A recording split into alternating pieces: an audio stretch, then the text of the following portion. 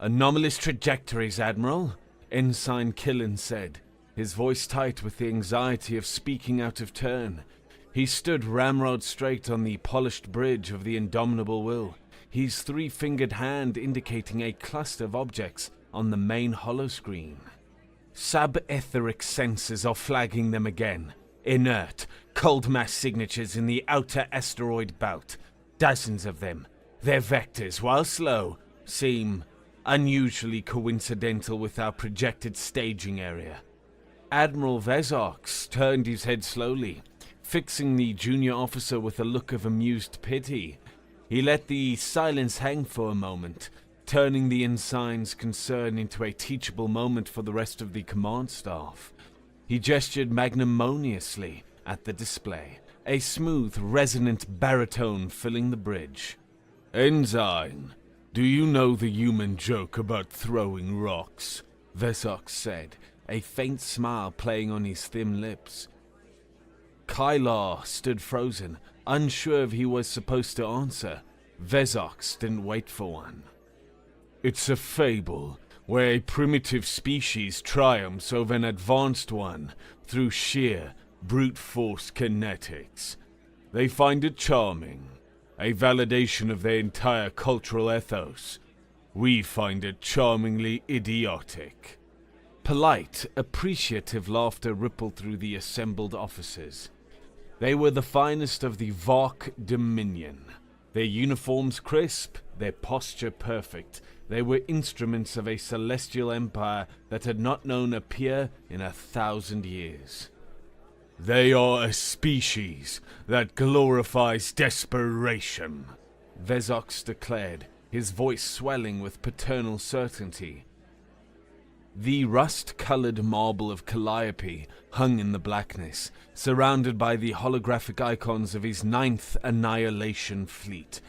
212 ships, the pinnacle of Vark engineering and martial pride. Their history is a litany of last stands and suicidal charges, framed as heroic rather than what they truly are, tactical incompetence. Their last communique was a plea for sanctions to be lifted, a cry for mercy from the galaxy's ash bin. He waved a dismissive hand at the blinking anomalies Killen had indicated. "Coincidental to what, Ensign? To the immutable laws of gravity, it's a rock. They are throwing rocks at us from months away, hoping one might scratch our paint. How pathetic." The ensign's face flushed. "Yes, Admiral." "Focus on primary fleet positioning," Vezox commanded, his gaze swooping across his perfect, orderly fleet. His command ship, the Indomitable Will, would remain here, 5 million clicks behind the main force, a supreme commander observing the art of war from a position of absolute safety and control. He would watch as his destroyers formed the screen, his cruisers the hammer, and his battleships the anvil. It would be a flawless execution of the Varkolan doctrine, a battle so one-sided it would be studied for its efficiency for generations. Advance and cleanse this system. I want this finished by the time I take my morning meal. They think we're gonna fight their fleet. Colonel Hector Grant's voice was a low grind, a functional tool for delivering unpleasant facts that had none of Vezox's polished resonance. He stood on a grated platform in the center of what was once an ore-processing facility. The air smelled of sweat and stale caffeine. Below him, the assembled leaders of the Calliope Defense Force, court-martialed captains, disgraced intelligence agents, and infantry NCOs, with more kills than commendations, watched him with hard, patient eyes. A massive jury-rigged projector flickered, casting the image of the Vark 9th Annihilation Fleet onto a stained concrete wall. Grant tapped a control panel, and 30 of the 212 icons glowed a sickly red. They weren't the frontline ships, they were the flagships, The command cruisers, the logistics hubs, the communications relays, the brain and the nervous system. They're wrong, Grant continued, his tone flat. Fighting their fleet is what they want. It's what they understand. We're not gonna give it to them. He gestured to the red icons. This is Operation Nightfall. The objective is strategic decapitation. In 7 hours, when their command cycle resets and they settle into their staging orbits, we go in. We neutralize these 30 targets. I want their command crews dead or disabled. I want their primary reactors either inert or set for catastrophic overload. I want their comm systems either seized or shattered. He paused, letting the scale of the suicidal mission sink in. No one flinched. These weren't fresh-faced cadets. They were the dregs, the cast-offs, the men and women EarthGov had deemed too broken or too dangerous for civilized warfare. The Vark are a top-down military. They value order above all else. We are gonna give them chaos, systematic, shock, and paralysis. We will turn their 200-ship fleet into 200 blind, deaf, and panicked mobs. The op runs on a synchronized clock. No comms, no check-ins. You have your targets. You have your timetables. You succeed or you die quietly. Grant looked out at the faces staring up at him. He knew their files, their failures, their ghosts. He'd been sent here to preside over their slow decay. Instead, he'd given them a purpose. He shut down the projector. The cavern plunged back into its usual dim industrial gloom. The Vark won a battle, he said, his voice dropping to its usual wary rumble. We're gonna give them an autopsy. Get to it. Weeks earlier, Grant had stood in the main control room of Mining Operation Gamma, watching the very same asteroid belt Vezox had so casually dismissed. He wasn't looking at it with the eyes of an admiral, but the obsessive focus of a demolition expert planning a complex implosion. He'd spent a decade studying the gravitational eddies and chaotic drift of the Calliope belt. He knew its rhythms better than he knew the faces of his own long-dead family. On his order, the massive electromagnetic ore catapults, listed in the official EarthGov manifest as decommissioned due to seismic instability, had fired. Not with payloads of iron and nickel, but with hollowed-out asteroids, their cores replaced with Spartan, life-support-equipped compartments. They were launched cold, without drive plumes or energy signatures, their trajectories calculated to settle them into a dormant, stable cluster. They became just more debris in a field of debris, perfectly positioned in the exact path a conventional, honor-bound fleet would use for its primary staging area. He called them the Stone Coffins. Now in the repurposed armory, Sergeant Aria Graves Monroe moved with a fluidity that was utterly silent. She was a ghost long before the mission started, presumed KIA after a black op on Heracles went so sideways it fell off the map. Only Grant knew the truth. She ran a gloved hand over the sleek, custom-fabricated gas canisters, each one filled with a hyper-efficient neuroparalytic. They were tools, and she was an artist of silent suffocation. Across the bay, Specialist Sketch was practically vibrating. His hands, stained with grease and soldering flux, moved in a blur over a complex device made from a mining drill's magnetic resonator, a ship's targeting computer, and what looked suspiciously like the heating element from a mess hall coffee machine. "Oh, it's beautiful, isn't it?" he said, not to anyone in particular. His words tumbled out in a rapid-fire cascade of jargon and manic energy. The Vark use a harmonic cascade to regulate their primary power distribution. It's elegant, centralized, and stupidly, catastrophically rigid. One big, perfectly timed orchestra.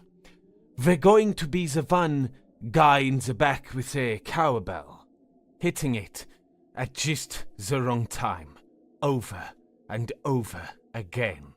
He grinned, a frantic, sleep-deprived expression. We introduce a counter-frequency, a sour note, and the whole system will tear itself apart trying to self-correct. Full Agincourt on their C&C, Colonel. We're going to shoot the knights off their high horses with longbows made of bad math. ETA 5 miles to systems check.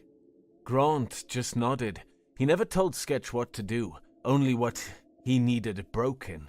The rest was just noise and genius. Admiral Vezox awoke in his palatial quarters to silence. He had expected the crisp chime of his aide, a report of the human colony's swift and utter capitulation, already prepared for his review. There was nothing. Annoyance, the first discordant note in his symphony of command, pricked at him. He strode onto the bridge of the indomitable will. The night shift crew looked tense. The main holoscreen, which should have been a sea of placid green icons, was a mess of blinking red and amber. "Report," Vezox snapped, his voice losing some of its resonant charm. His second in command, a grizzled veteran named Gore, turned from the display. His face was pale. "Admiral, we have a problem." "I can see that, Gore. Explain it." "The fleet is unresponsive." Vezox stared at him. "Unresponsive? All of it?" "No, Admiral. That is the problem. The main body of the fleet is broadcasting, but they are in chaos. We have lost contact with the entire command echelon." Gore pointed a trembling finger at the display. "Flagship Fist of Var, gone. Command Cruiser Vigilance, gone. Logistics Hub Providentia, gone. All 30 primary and secondary command vessels. Sir." Vezox stepped closer to the holographic tank, his arrogance beginning to evaporate like mist in a sudden frost.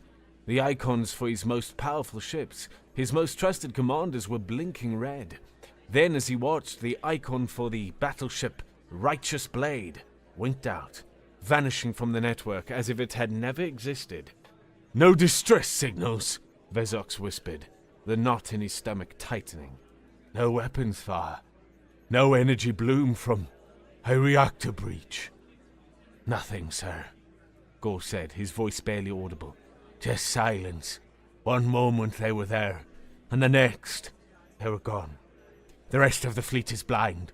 Conflicting reports, panicked transmissions. 2 destroyer squadrons are accusing each other of treason. They're firing on each other in Sector Gamma." Vezox looked at the display, at the silent, gaping holes where his command structure used to be. The laughter of the previous day echoed in his mind, a mocking, hollow sound. Alien generals laughed at human strategy, until their fleet vanished overnight. The fleet's head had vanished, and now the body was beginning to tear itself apart. The night before, while Vezox slept soundly, 24 small black-skinned shuttles had detached from the far side of Calliope. They were stripped-down prospector ships, their engines baffled, their hulls coated in radar-absorbent paint that Grant's team had cooked up from the fermented mine sludge and powdered ferrite. They moved with the silent patience of predators, flying on precise, pre-calculated burns that left almost no thermal signature. They didn't approach the Vark fleet directly. They headed for the asteroid belt for the cluster of dormant, hollowed-out rocks Grant had placed there weeks ago. Inside one of the shuttles, Graves and her team, Sabotage Team Alpha, worked in the dim red light of their combat gear. The mood was calm, professional. They were ghosts already, so space held no special terror for them. They docked with their signed stone coffin, a jagged chunk of iron-rich rock designated Sarcophagus 8. The transfer was swift. The shuttle backed away, and the human team was left alone inside a cold, dark rock, drifting on a long, slow, unpowered trajectory toward the Vark command cruiser, Vigilance. Their coffin had no engine, no electronics, no energy signature. To the Vark fleet's advanced senses, it was just another piece of celestial debris, one of thousands in the belt. It was a Trojan horse made of stone, aimed at the heart of an empire that had forgotten how to look for threats that didn't burn hot and bright. A single tiny puff from a cold gas thruster, no more powerful than a breath, adjusted their final trajectory. And then they waited, suspended in the silent, patient dark. The hull of the Vigilance groaned as the magnetic grapples of Sarcophagus 8 bit into a service crawl space near the aft spine of the ship. The impact was negligible, lost in the standard vibrations of a mile-long warship. Inside, Graves' team cut through the hull with a thermal lance, so precise it barely heated the surrounding metal. They moved like wraiths into the maintenance ducts, their padded boots making no sound on the grated floors. The ship was a city, and there were rats in its walls, unseen, unheard. The Vark were tall, slender beings, but their ship design had a fatal flaw born of arrogance. Their service corridors were built to accommodate bulky repair drones, making them more than wide enough for a human in light combat gear. Graves led her team through the labyrinthine network, following a schematic pieced together from long-range scans and a healthy dose of educated guesswork. She found their objective, the primary atmospheric processing and circulation hub, a cathedral of pipes, filters, and humming machinery that was the ship's lungs. The air here was clean, sterile, recycled with perfect Vark efficiency. Graves pulled one of the custom canisters from her pack. It was sleek and black, with a simple red trigger. Her second-in-command, a grim-faced man named Calloway, placed a small bypass device on the primary sensor node, looping the system's diagnostic feed. To the bridge, the air would remain perfect, pure, safe. Graves knelt by the central intake valve. She attached the canister's nozzle, secured it with a magnetic clamp, and looked at Calloway. No words were needed. She thought of a line from an ancient play Grant had once made her read. A story of a prince who talked too much, and a kingdom that fell. To sleep, perchance to dream, she whispered, her voice a ghost in the hum of the machinery. She pressed the trigger. The canister hissed, but the gas itself made no sound. The perfect Vark filters didn't detect it. The perfectly recycled Vark air didn't change its taste or smell. It was the plague of a ghost, and it spread with the speed of breath. A colorless, odorless, fast-acting neuroparalytic. It would take less than 5 minutes to permeate every corner of the ship, from the bridge to the engine room, the barracks to the mess hall. It didn't kill. It simply switched the crew off, leaving them frozen in place, their minds trapped in silent, conscious paralysis. It was a fate, Graves thought, far crueler and more efficient than death. Her job was to make living statues, tombs with a heartbeat. Deep in the engineering section of the Vark flagship, the mighty fist of Var, Sketch was having the time of his life. He and his team, squeezed into a power conduit barely wide enough for his shoulders, had bypassed 3 security checkpoints using nothing more than a focused EMP pulse and a well-timed data shunt. "Okay, kiddies, look at this beauty," Sketch whispered into his throat mic, his eyes wide with manic glee as he peered through a service grate. Below them lay the reactor control interface, a glowing latticed structure pulsing with controlled power. "It's a harmonic cascade regulator. Pure energy art. The Vark use a standing wave to manage power flow. It's beautiful, and it has the flexibility of a frozen crowbar." His team, two hardened combat engineers named Burrow and Myla, were setting up their jury-rigged device. It was the magnetic resonator from an industrial mining drill, cabled to a capacitor bank ripped from a planetary surveyor. If we introduce a counter-frequency, a dissonant signal, using our little rock chewer here, Sketch continued. His hands darted, plugging the final wires into place. The regulator's AI will try to compensate, but the signal is designed to be chaotic, to change its properties based on the system's own feedback. The regulator will boost powers and cut it, shunting plasma through conduits that can't handle the load. It will tear itself apart trying to find a harmony that doesn't exist anymore. He paused, patting his pockets. Right. Bypass insulator. The feedback from the resonator will fry our own gear unless we can wedge the primary conduit open with something non-conductive, pliable, and readily available. He pulled a foil-wrapped stick from his vest. Gum! Gum'll work. He unwrapped a stick of mint-flavored gum, chewed it furiously for 10 seconds, then expertly wedged the sticky, insulated mass into a critical junction of the vault control panel. Burrow and Myla just stared at him, their expressions a mixture of horror and awe. What? Sketch hissed. It's a polymer. It's perfect. They'll never see it coming. He activated the device. A low hum filled the conduit. Below them, the steady, rhythmic pulse of the Vark reactor began to flutter. A single, pure note of power, now infected with a discordant, screeching harmony. The heart of the flagship had just developed a fatal arrhythmia, induced by a piece of cheap confectionery. What do you mean, fake orders? Vezox's voice was a raw, strangled thing.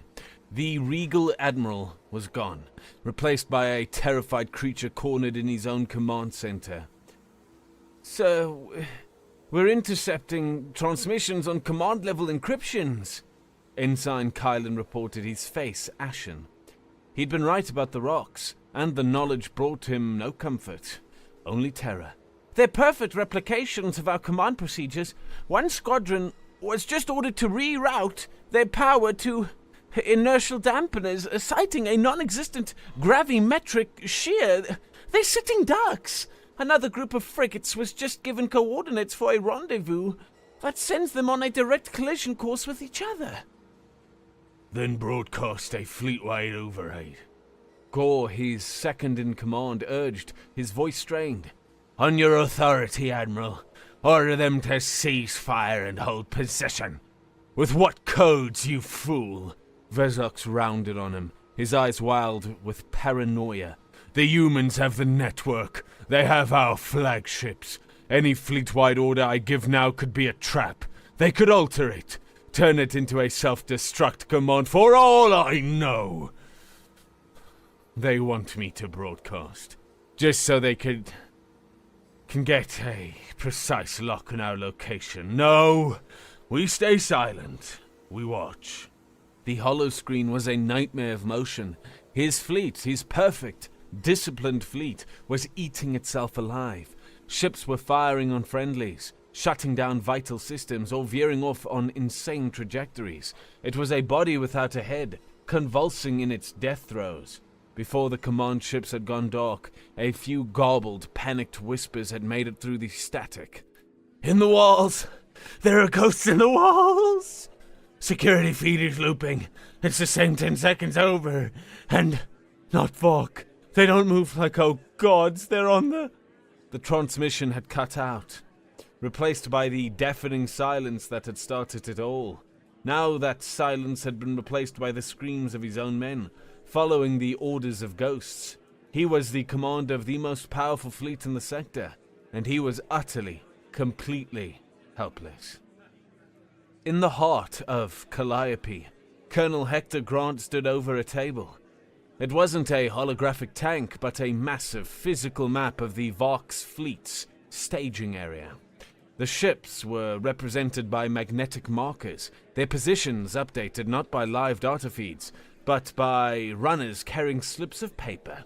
The entire operation was being run off a meticulously crafted, multi-layered timetable.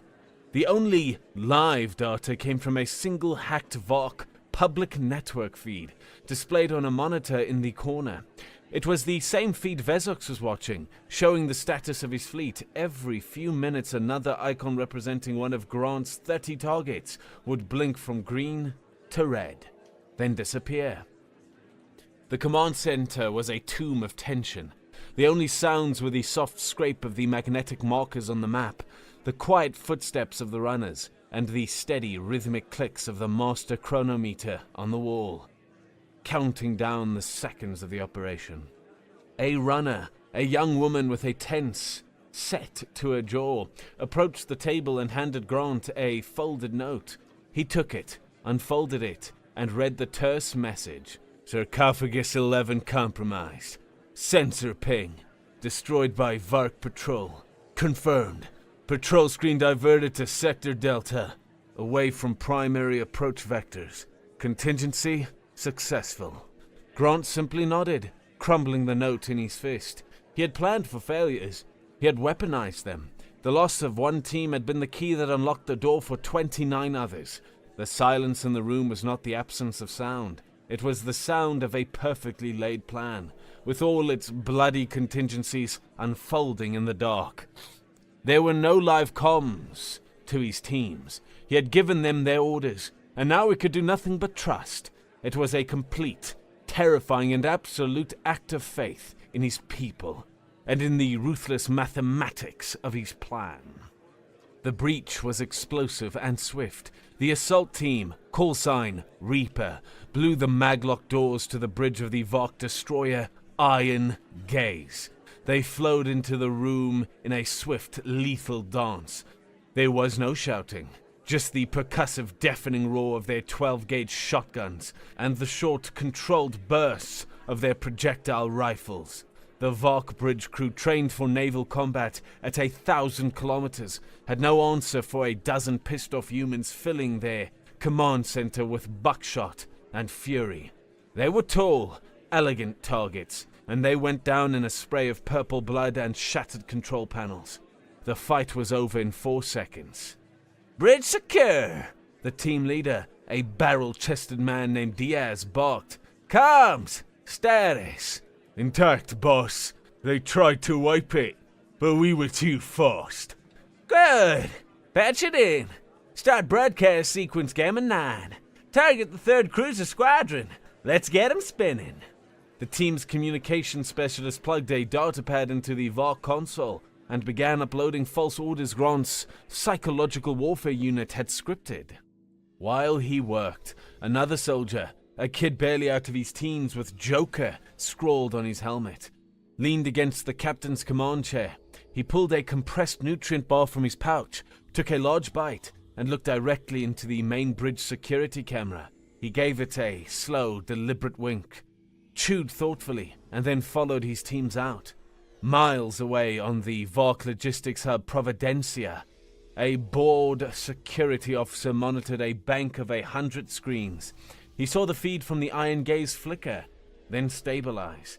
An empty, silent bridge. He logged it as comms interference resolved, and turned his attention to a report on misaligned cargo containers. He never noticed that the feed was now a perfect 10-second loop. The wink, the snack, the casual act of conquest had happened in a digital ghost world of the VARC's own making. Panic was a corrosive acid, and it had eaten through Admiral Vezok's last reserve of composure. He needed to see. He needed to understand. "Launch a stealth drone," he ordered, his voice thin and ready. "I want a visual on the nearest dark ship, the Righteous Blade. Close-range flyby, full census sweep. I want to know what happened to my battleship." The drone, a sliver of black metal, detached from the indomitable will and accelerated toward the silent, drifting hulk of the VARC battleship. It arrived minutes later, its sensors finding nothing, no power, no life signs, no structural damage. The ship was intact, a perfect, pristine tomb adrift in the blackness. "Bring the visual online," Vezox commanded. The main screen on the bridge flickered to life, showing the drone's view. It swept along the massive flank of the Righteous Blade, past silent weapon emplacements and dark sensor arrays. It rounded the command tower and hovered before the vast, transparent armor view screen of the bridge. "Move closer," Vezox whispered. "Peer inside." The drone's camera zoomed in, its low light filters activating. The image resolved. The bridge was dark, lit only by the faint, distant starlight. But it wasn't empty. The entire Vark bridge crew was there, still at their stations. The captain was in his chair, the helmsman at his console, the tactical officers at theirs. They were frozen, silent. But there was one horrifying detail. Every single one of them, from the captain to the lowest-ranking ensign, had been turned in their chairs, their lifeless eyes wide with a final, frozen moment of shock, were all staring directly forward. They were all facing the view screen, as if the entire dead bridge crew had been posed, waiting patiently to watch the drone arrive, as if they were an audience for a horror show, and Vezox was the star. A proximity alarm flashed on the drone's feed. A small metallic object was detaching from the Righteous Blade's hull. "What is that?" Gore gasped. It was a canister, one of Graves' canisters. Its job's done, now magnetically released and tumbling toward the drone. The feed dissolved into a blur static, and then went black. Dawn broke over Calliope, painting the rust-colored dust in shades of orange and pink. The stealth shuttles had returned, docking silently in the hidden cavern bays. The soldiers who filed out were not cheering victors. They were exhausted, grime-steered professionals, moving with the heavy-limbed gait of those who had spent a long night doing dirty work. They were immediately put to work, stripping salvaged Vark technology from their captured equipment and handing over data chips. There was no rest. The war wasn't over. In his Spartan office, Grant listened to Graves' report. She stood before his desk, her armor still bearing the chill of space. She was as still and silent as the victim she'd left behind on the Vigilance. "Operation Nightfall is complete," she said, her voice a low monotone. "All primary targets neutralized. Sabotage teams are reporting an 88% success rate on secondary objectives. We have control of 6 Vark light cruisers and the encrypted comms networks." Grant looked up from the report he was reading. His face was a mask of pure fatigue, etched with deep lines of stress. "Casualties. 19. 4 from Reaper team during the breach of the Iron Gaze. The rest from reactor containment failures on Sketch's targets. Acceptable losses." She paused. "On the Psychop directive?" Grant looked up. "The Righteous Blade?" "Executed," she confirmed. "Per your secondary directive, we made an example of the battleship. The crew was arranged for optimal drone reception."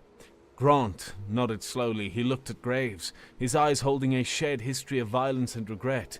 "This wasn't like Heracles, Graves." A flick of something, memory, pain, understanding passed through her eyes. So fast it might have been imagined. She gave a single, almost imperceptible nod. "No, sir," she said, her voice hard as durasteel. "No witnesses." Admiral Vezox was alone on his bridge, having ordered everyone out. The frantic shouting had been replaced by a silence more profound and terrifying than the one that had started this nightmare. He understood now. It was all horribly, sickeningly clear. They hadn't fought his fleet. They hadn't engaged his ships. They had infected him. The rocks, the pathetic, laughable rocks he had dismissed.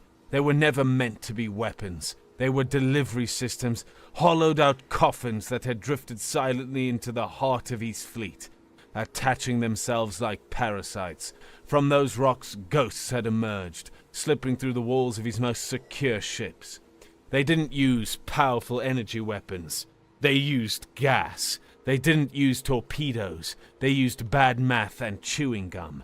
They didn't fight his army. They turned it into a madhouse and made the inmates slaughter each other. It was an insane strategy. It was dishonorable. It was cowardly. and it was absolutely undeniably perfect. He, Admiral Vezox of the 9th Annihilation Fleet, had not been defeated in a glorious battle. His fleet had been dismantled, piece by piece, from the inside out. He had been neutralized not by a navy, but by vermin. Vermin, with a plan that was as brilliant as it was barbaric. His console chimed, a Priority 1 message from VOC High Command. They were demanding a full report. How had he lost communication with his entire command structure? What was the status of the invasion? He had to report this. He had to explain that his ships were not destroyed but haunted, that his fleet was not beaten but broken, that the primitives he had mocked had performed a feat of strategic maneuvers so profound it had broken the spine of his entire operation without firing a single naval cannon. A sound started in his chest, a low guttural rumble. It climbed his throat and burst from his lips, not as a scream of rage, but as a laugh. It was a high, unhinged, cackling sound that echoed through the silent, opulent bridge. It was the laugh of a man who had stared into the face of a new kind of warfare, a new kind of enemy, and had found his own rigid, honorable worldview shattered into a million pieces. The sound chilled the guards outside his door to the bone, the laughter of a mind that had been utterly, completely and irrevocably broken. Grant sat at a terminal. His fingers tapped a rapid rhythm across the keys. He was crafting a weapon. For hours he compiled footage from the helmet cams of every operative. Thousands of hours of raw, brutal data. He chose the quiet, unnerving moments. The silent, ghostly transit of Graves' team through the ventilation shafts of the Vigilance. Sketch muttering to himself as he used a piece of gum to start a reactor meltdown. The casual, terrifying professionalism of Diaz's team clearing a bridge. He included the shot of Joker winking at the camera while eating his nutrient bar, the ultimate act of contemptuous defiance. He wove in the panicked, garbled transmissions from the VAR crews. Ghosts in the walls! Then he did something truly cruel. He sliced in the recording from Vezox's own bridge from the day before. The clear, resonant voice of the Admiral, mocking human desperation. The polite laughter of his doomed command staff. He laid Vezox's arrogant pronouncements over images of Vox ships firing on each other in a blind panic. He let the footage run. A collage of low-tech grit, silent horror, and brutal efficiency. He added no music, no narration. The only sounds were the breathing of his soldiers, the crack of their weapons, and the screams of the dying. At the very end, as the screen faded to black, a simple line of text appeared, stark white against the blackness. We are humanity, and we're always listening. Grant saved the file. He routed it through the captured VAR comms relays and broadcast the entire package on every open civilian and military network in the sector. The entire package was a horror film, a promise, a warning. The fallout was immediate and catastrophic for the VARC Dominion. In their brightly lit high command chamber on the VARC homeworld, the Council of Admirals watched Grant's video in stunned, horrified silence. The laughter of their esteemed colleague Vezox now sounded like the prelude to a massacre. An emergency order unprecedented in the Empire's history was flashed to every fleet commander across their territory. Stand down. Cease all offensive operations. Initiate immediate top-to-bottom internal security sweeps. Vet all personnel. Scan all cargo. Treat every shadow and every flicker of the lights as a potential intrusion. The invasion of human space evaporated. The VARC war machine, the most powerful military force in the known galaxy, was paralyzed by a single, terrifying thought. The ghosts might already be on their ships too. On Calliope, the news reports filtered in on a neutral trade network. They spoke of the VARC fleet's mysterious and panicked retreat. They showed clips of Grant's video, which had already gone viral, spreading terror and a grudging new respect through the galactic community. Pundits and military analysts, once dismissive of humanity's chances, now spoke in hushed tones. They had a new name for the species they had written off. They called them the boogeymen of the void. Colonel Hector Grant watched the report from his office, the glow of the screen reflecting in his tired eyes. He took a slow sip of cheap contraband whiskey from a chipped ceramic mug. The war wasn't over. He knew that. The Vark were proud. They would be back, eventually. But they would come back different. They would come back scared. For the first time in a decade, a faint, grimly satisfied smile touched his lips. Humanity was no longer the underdog, the desperate prey waiting for the slaughter. They were the thing that goes bump in the night, and they were just getting started.